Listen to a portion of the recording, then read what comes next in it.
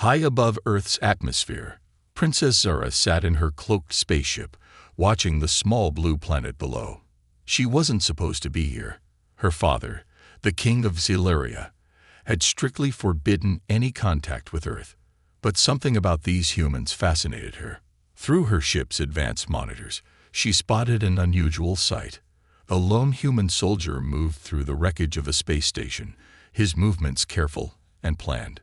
Zara leaned closer to her screen, her purple eyes widening with interest. The soldier wore simple Earth combat gear, nothing like the advanced armor her people used. His name tag read John Miller. He carried only a basic laser rifle, yet he moved with confidence through the destroyed station. Suddenly, Zara's sensors picked up movement. 6 space pirates, known troublemakers from the Draxon system, were creeping through different parts of the station. They were hunting the soldier. Zara's heart beat faster as she watched. John seemed to sense the danger. He quickly ducked behind a broken wall, just as laser fire lit up the space where he had stood. The pirates laughed, thinking they had their prey trapped.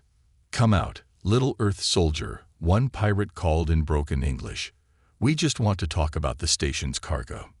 John stayed quiet. Zara could see him checking his rifle's power level. It was almost empty. The pirates had much better weapons, and they were closing in from all sides. To Zara's surprise, John didn't look scared.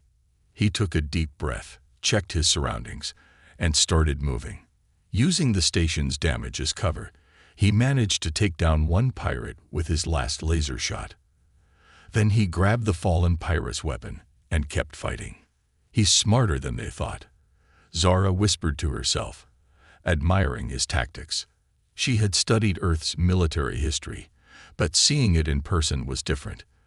The soldier moved like the heroes in the Earth stories she had secretly read. The fight grew more intense. John took down a second pirate, but the others were getting closer. A laser blast grazed his arm, leaving a burn mark. Still, he didn't give up. He threw a piece of metal as a distraction, then shot another pirate while they were confused.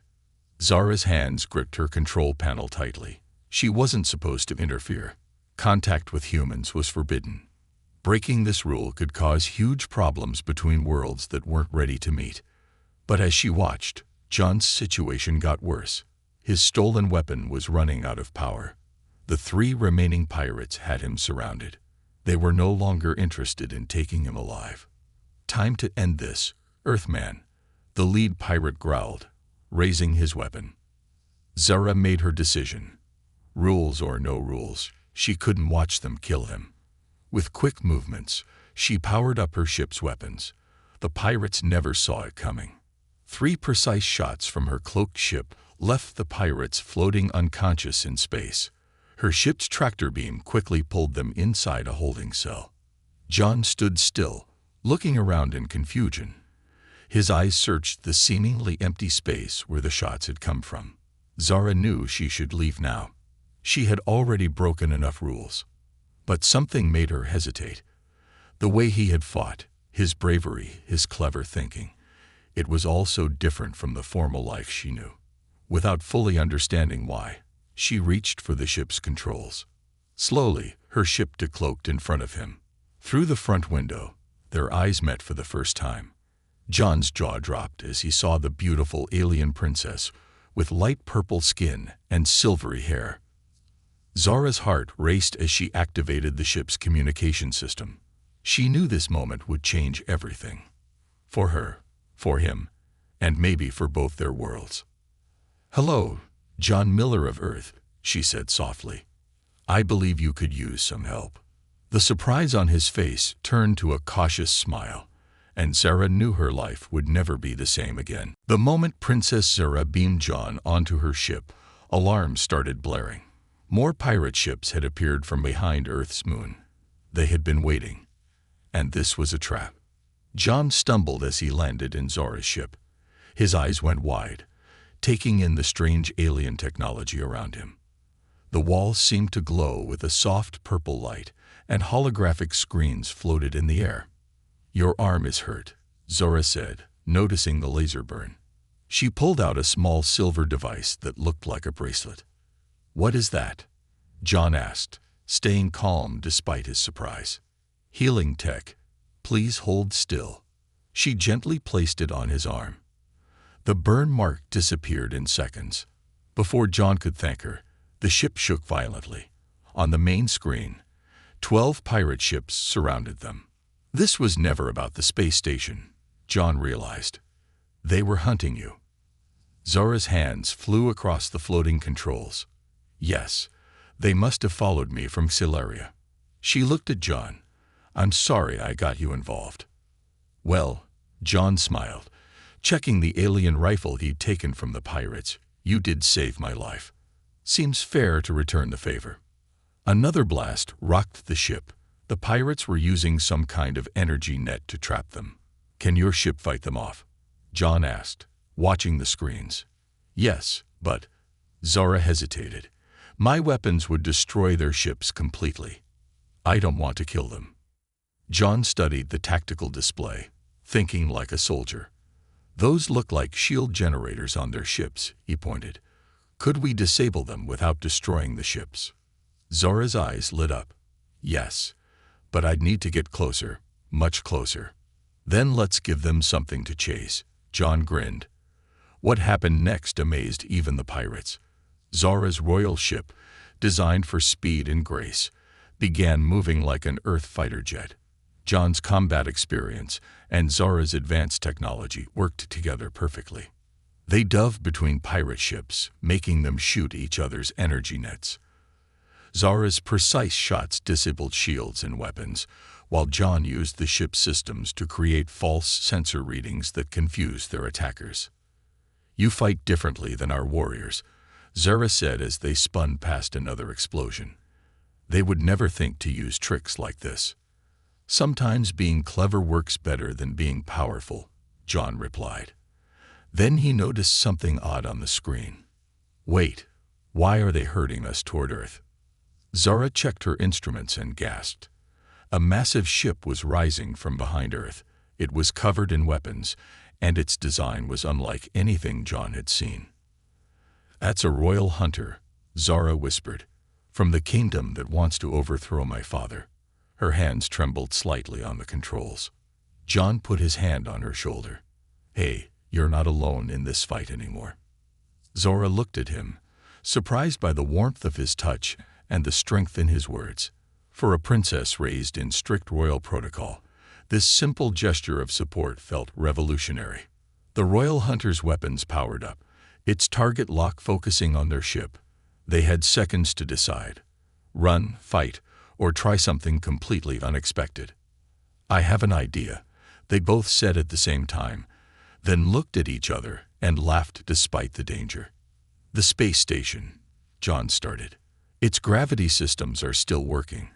Zara finished his thought. Their eyes met, a silent agreement passing between them. What they were about to try was either brilliant or crazy. Maybe both. As the royal hunter fired its main weapon, Zara's ship dove toward the damaged space station, carrying an alien princess, a human soldier, and a plan that would either save them or get them both killed. The universe was about to witness something it had never seen before. What happened when human ingenuity met alien technology with survival on the line? The damaged space station's gravity systems did more than John and Zara expected. When they triggered them, the sudden gravitational pull created a massive vortex that not only confused the royal hunter's weapons, but also damaged its main engines. As they escaped, their own ship took heavy damage, forcing them to make an emergency landing in a remote forest on Earth. "We need to hide the ship," Zara said, activating what remained of the cloaking system. The massive spacecraft slowly disappeared from view, leaving only a slight shimmer in the air. John looked around the peaceful forest. "It's strange," he said. "Yesterday I was just a normal soldier. Now I'm helping an alien princess hide from space pirates." Zara touched a tree, fascinated by its rough bark. On her world, trees were smooth and metallic looking, and I had never broken a royal rule before meeting you. Now I've broken all of them. Their moment of peace didn't last long. The ship's damaged sensors picked up multiple search parties, both pirates and royal guards, entering Earth's atmosphere. They were looking for the princess. "Your people don't look very happy about you being here," John observed, watching the sensor readings. Zora's face showed worry. "Those aren't my father's guards. They're from the rival kingdom. They must have infiltrated our royal guard." She touched her royal pendant, a beautiful crystal that glowed softly. "They're not just after me. They want this." "What is it?" John asked. "The key of Celeria. It controls our planet's defense systems." She looked at him seriously. "If they get it, they could disable our entire world's protection." John whistled. "No pressure then." They needed to move away from the ship. As they walked through the forest, Zora kept discovering things that amazed her. She gasped in delight at a butterfly, tried to talk to a confused squirrel, and nearly jumped into John's arms when an owl hooted. "Sorry," she said, embarrassed. "Everything here is so alive. Our world became too advanced. We forgot what nature feels like." John found himself smiling at her reactions. Then he noticed something odd about the plants around them. Where Zora walked, flowers seemed to glow slightly, responding to her alien presence. "That's new," he said, pointing to the glowing plants. Zora looked worried. "The key's energy. It's affecting your world's life forms. We need to be careful. On my world, there are stories about the key creating strange mutations when it was first made." They found shelter in a small cave. John gathered wood for a fire, then spent several minutes teaching Zora how to roast marshmallows he had in his emergency kit. Her expression when she tasted the gooey treat made him laugh. "We don't have anything like this," she said, licking her fingers in a very unprincess-like way. "Our food is efficient, not fun." As night fell, they saw searchlights in the distance. The hunters were getting closer. But something else was happening too. The forest around their cave was changing. The plants that had glowed near Zora were growing, changing shape, creating a natural barrier of luminescent flora. "The key is protecting us," Zora whispered in awe. "It's never done this before." John watched as beautiful but alien-looking flowers bloomed in seconds, their light creating patterns like stars. "Maybe it's not just the key," he said. "Maybe it's you. You're different now, seeing things differently." A distant explosion made them both jump. Through gaps in the glowing plants, they saw a pirate ship firing at royal guards. The battle was getting closer. Zora stood up, her royal pendant glowing brighter. "I can't keep running. Those guards, if they're really infiltrators, my father is in danger. My whole world is." John checked his weapon. "What's the plan, princess?" She looked at him, then at the strange earth forest that had given them shelter. An idea formed in her mind, crazy but possible. "We're going to use your earth tactics, my technology," and she gestured at the luminescent forest. "Whatever this is, we're going to set a trap." The forest seemed to pulse with light as she spoke, as if nature itself was agreeing with her plan. In the distance, their hunters were coming closer, not knowing they were about to face something unprecedented. Earth's nature combined with alien technology, guided by a princess who was learning to break all the rules. The glowing forest pulsed with strange energy as John and Zora prepared their trap. The transformed plants had created a natural maze around them, with flowers that looked like stars and vines that moved like living sensors. "They're coming from 3 directions," John said, checking the patterns in the luminescent plants. Somehow, the key's energy had turned the forest into a living radar system. But before they could finish their preparations, something unexpected happened. The key's crystal began to change color, shifting from its usual soft blue to a deep purple. Zora's eyes went wide. "No, not now," she whispered, clutching the pendant. "They can't find out like this." "Find out what?" John asked, but then he saw it. The air around Zora was shimmering, and her appearance was changing. Her light purple skin shifted, revealing intricate markings that looked like constellations. Her silvery hair began to glow with its own light, and her eyes now held swirling galaxies in them. She wasn't just a princess. She was something more. "I'm a starborn," she admitted, her voice carrying a subtle echo now. "The last of them. That's why they really want the key. It's not just a defense system controller. It's part of me." John stared in amazement. The stories he'd heard as a soldier about the mysterious starborn, beings who could control cosmic energy, they were real. And he'd been sharing marshmallows with one. Before he could respond, the first attack came. Pirates burst through the trees, firing advanced weapons, but the forest fought back. The glowing plants moved like living shields, absorbing energy blasts and redirecting them. "Time to test our trap," John shouted, activating the makeshift defense system they'd created from damaged ship parts and transformed plants. What followed was chaos unlike anything Earth had seen. The forest itself became a battlefield, with nature and technology merging in impossible ways. Vines wrapped around pirate weapons, glowing flowers released bursts of stunning pollen, and trees shifted positions to protect John and Zara. But the rival kingdom's guards had their own surprise. They released devices that started draining the forest's energy, threatening to destroy their natural protection. "They're using void tech," Zara gasped. "It destroys all living energy." She looked at the dying plants with horror. John watched as their carefully planned defense began to crumble. "Can't you stop them? You're starborn." "I never learned how." Zara's voice cracked with emotion.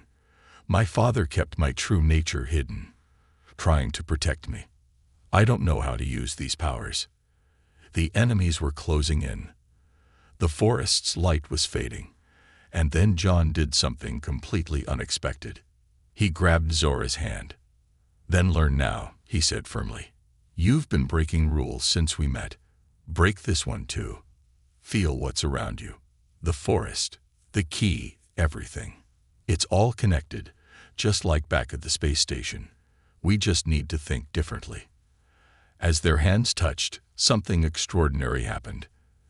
The key's energy flowed through both of them. John's human connection to Earth's nature combined with Zora's starborn essence. The forest exploded with new life, but this time it was different.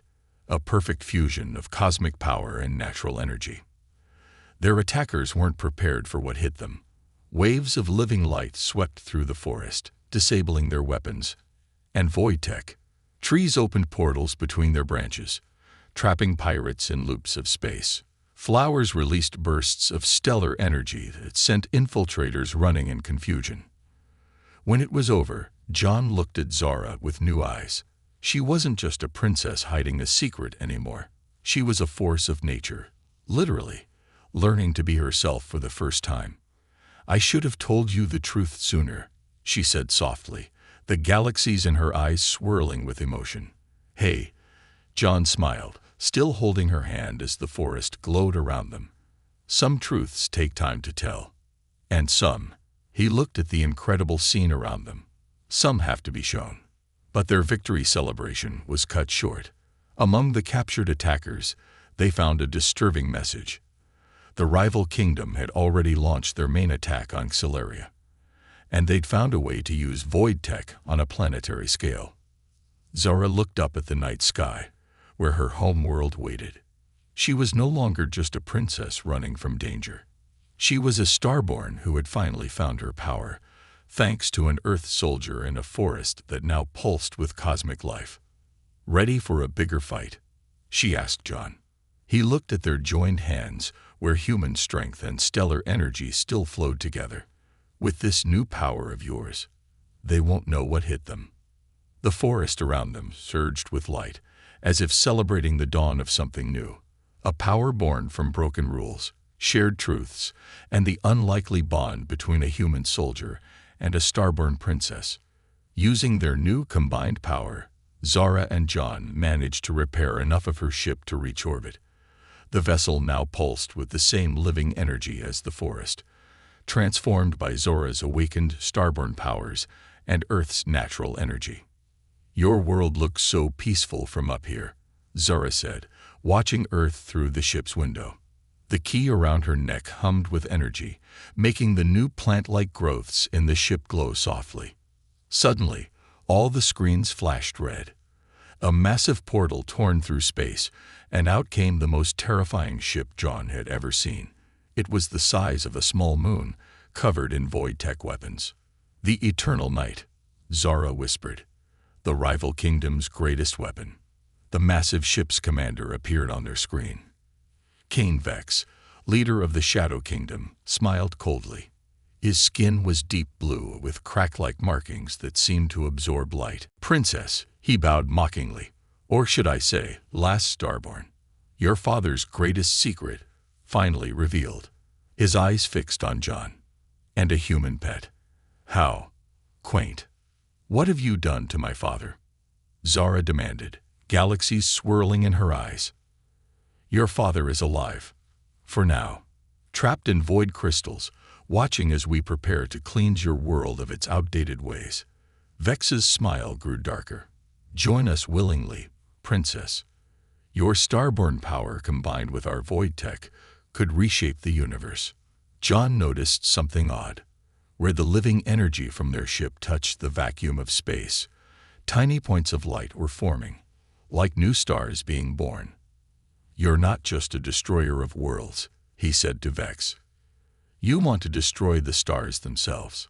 Stars are chaotic, unpredictable." Vex sneered.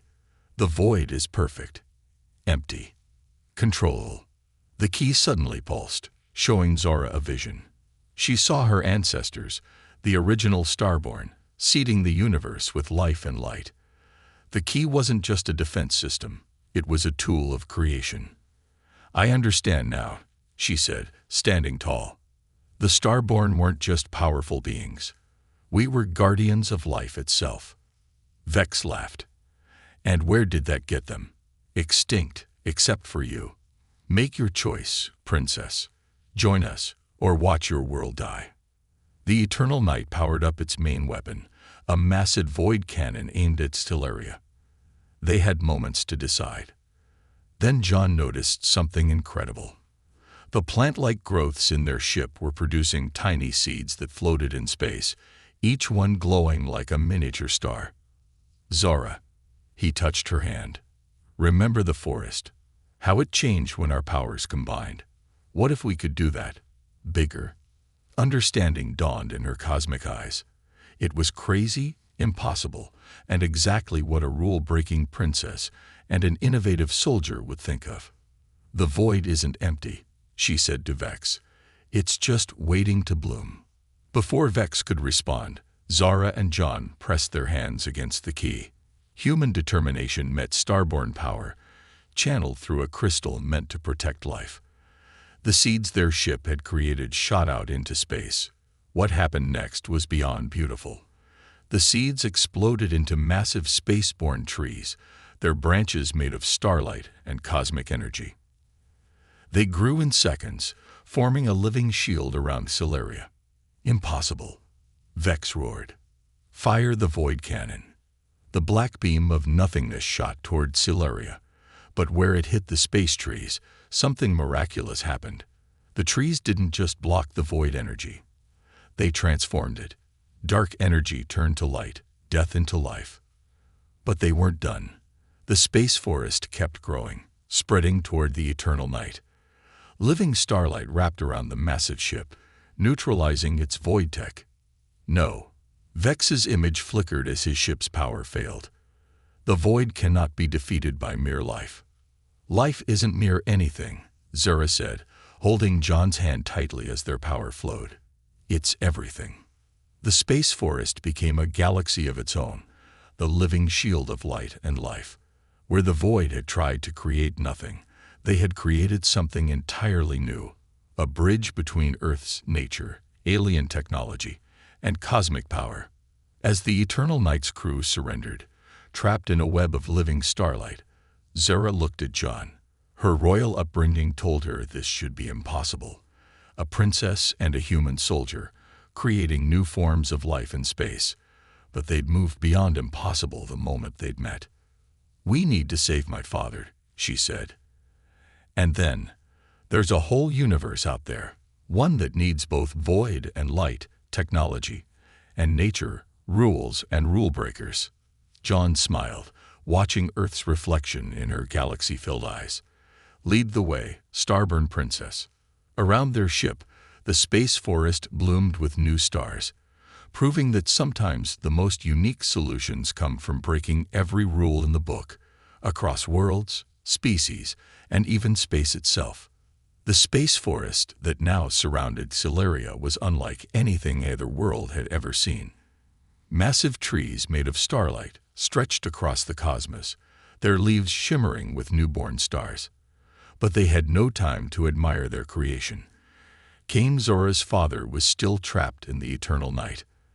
"There's something else you should know," Zora said as they approached the captured ship.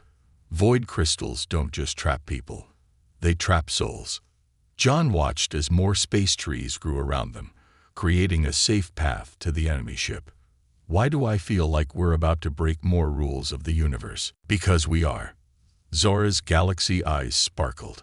"Starborn aren't supposed to enter void spaces. The powers cancel each other out." But she looked at their joined hands. "We're not just dealing with starborn power anymore." They docked with the eternal night, but what they found inside shocked them. The ship's corridors were transforming. Where their living energy touched the void-infused walls, reality itself seemed confused. Plant-like structures made of darkness grew alongside ones made of light. "The void," Zora whispered.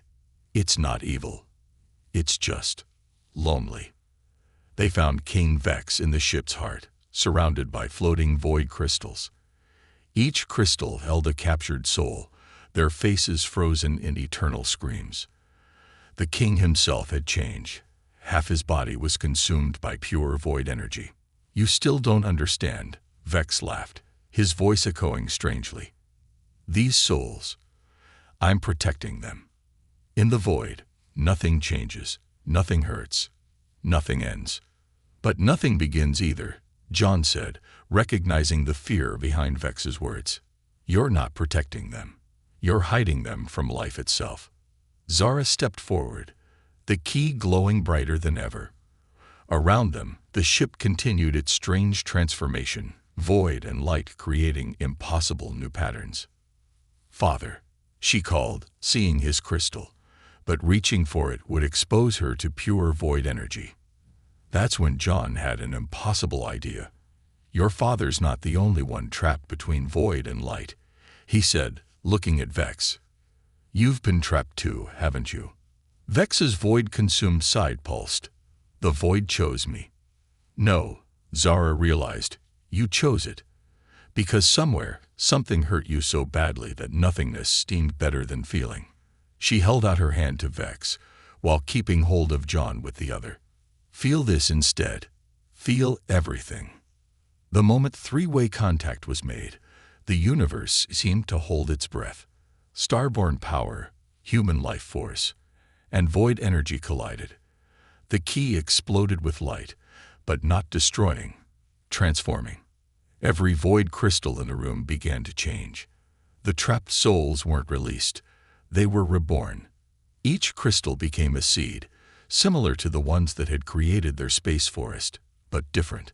These seeds held both void and light, darkness and stars. King Vex screamed, but not in pain.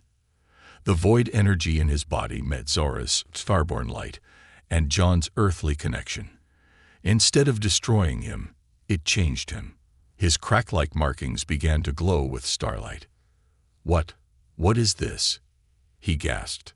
"Balance," Zora said softly. "Light needs shadow to dance. Life needs quiet to grow.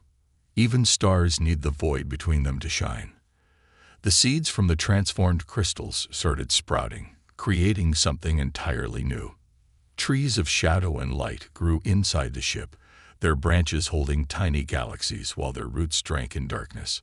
Among their leaves, the freed souls danced, no longer trapped but transformed. Zora's father emerged from his crystal change too. His royal robes now shimmered with both starlight and void shadows, a living testament to the new balance they'd discovered. "My daughter," he said, seeing her true form for the first time, "you've done what the Starborn never could. You didn't fight the void. You embraced it." Around them, the eternal night was becoming something new. Not a weapon of destruction, but a garden of cosmic balance. Through its windows, they could see their space forests spreading, carrying this new dual energy to other parts of the galaxy. John looked at Zora, seeing both the princess and the Starborn, the rule follower and the rule breaker. "So," he smiled, "what rule are we breaking next?" Before she could answer, a new alert sounded. The presence of their transformed ship had attracted something else, something ancient. Through the windows, they saw massive shapes moving in the far darkness. The original Starborn weren't extinct after all. They were waiting, watching, judging what their last princess and her human companion had done to the cosmic order. And they didn't look happy about these changes at all. "Well," Zora said, squeezing John's hand as stars and shadows danced around them, "I always wanted to meet my ancestors. I just didn't think we'd have to explain why we rearranged their universe." The space forest pulsed with both light and darkness, ready to protect its creators. The next battle wouldn't be between void and light. It would be between the old way of seeing the universe and something entirely new. And this time, they had both stars and shadows on their side. The ancient Starborn arrived in ships made of pure constellation light, their vessels forming patterns of legendary star maps. There were 7 of them, each representing a different cosmic force: creation, destruction, order, chaos, space, time, and balance. The cycle is broken. Their voices echoed through space. The separation between void and light was meant to be eternal. The space around them warped as the Ancient One's power pressed in. But the hybrid forest they'd created stood firm, its trees of light and shadow protecting them. "Maybe it's time for that cycle to evolve." Zara stood proudly, still holding John's hand. Around them, King Vex and her father moved to stand with them, creating a circle of new unity. The eldest Starborn, wearing creation's mark, spoke first. "You dare to change what we designed. The void must remain separate to prevent cosmic collapse." But as they spoke, something unexpected happened. The seeds from their transformed forest had reached Earth's orbit. Down on the planet, every plant began to glow softly, resonating with cosmic energy. And it wasn't just Earth. On countless worlds, life was responding to this new harmony. John stepped forward. "Look at your own stars," he said, pointing to their constellation ships. "Even they have darkness between their lights. They always did." Zora's key pulsed, and suddenly everyone could see it. The dance of energies that had always been there. Every star had a core of darkness. Every shadow held a spark of light. The divide was never real, Zora realized. We just couldn't see the whole picture. The Ancient Ones moved to attack, but then something even they didn't expect occurred. Their own ships began to transform. The constellations they were made of started shifting, dark matter flowing between the stars, creating new patterns. "Impossible," the Chaos Starborn exclaimed, but they all felt it, the truth growing like a cosmic seed. The transformed King Vex laughed softly. "I sought the void because I thought it was the opposite of your light. But it's not opposite, it's completing." As if responding to this revelation, their hybrid forest began to sing, not with sound, but with vibrations of pure energy. Each tree was a harmony of light and dark, creating music that spread through space itself. The ancient Starborn's powers faltered as the song reached them. Their pure light began to ripple, dark matter dancing through their forms like long-lost friends finally reunited. "The universe," the time Starborn whispered, "it's been waiting for this, for so long." Zara held up the key, which was changing again. "This was never just a key to defend our world. It's a key to understanding. Look." The key projected images through space, the history of the universe. But now they could see what was missing. The ancient Starborn had split reality, thinking they were protecting it. But their divided cosmos was only half alive, yearning to be whole. John watched in awe as the Ancient One's constellation ships merged with their forest, creating something beyond imagination. "Space trees aren't supposed to sing," he said with a smile. "But we broke that rule too." The space and time starborn moved forward together. "The child speaks truth," they said in unison. "We created barriers where there should be bridges." One by one, the Ancient Ones descended from their transformed ships. Their pure light forms gained shadows, becoming richer, deeper, more complete. The balanced starborn spoke last. "We sought to maintain order by separation. But true balance comes from unity," Zora finished, "not division." The cosmic forest had spread far now, its singing branches reaching distant galaxies. On countless worlds, life was awakening to a new awareness. The void between stars became alive with possibility, dark matter dancing with stellar light. "There will be challenges," the creation starborn warned. "Many will resist this change." "Good thing we're good at breaking rules," John grinned. Zora looked at their joined hands, human and starborn, now something more than either. "We'll face those challenges together, all of us." The Ancient Ones bowed, acknowledging a wisdom they had forgotten. The forest's song grew stronger, a symphony of shadow and light that would forever change how life saw the cosmos. King Vex and Zora's father stepped forward. "The kingdoms will need guidance in this new age," her father said. "And the void realms will need understanding," Vex added, his star-cracked skin glowing. "Then let's give them something new to believe in," Zora said. She raised the key one last time, but now it was transforming, becoming a seed that held both darkest shadow and brightest light. As they watched, the seed sprouted, growing into a cosmic tree unlike any other. Its roots spread through reality itself, connecting all things: planets, stars, void, light, life, and death in one endless, beautiful dance. John looked at Zora, seeing in her galaxy eyes the same wonder he felt. "So," he said, "ready to help grow a new universe?" She smiled, starlight and shadow dancing in her hair. "With you, always." Above them, the ancient starborn began teaching their forgotten songs to the forest. Below, countless worlds looked up at a changed cosmos, and in between, a princess who broke all the rules and a soldier who helped her break them right stood together, watching light and darkness finally learn to dance as one. The universe would never be the same, and that was exactly how it should be.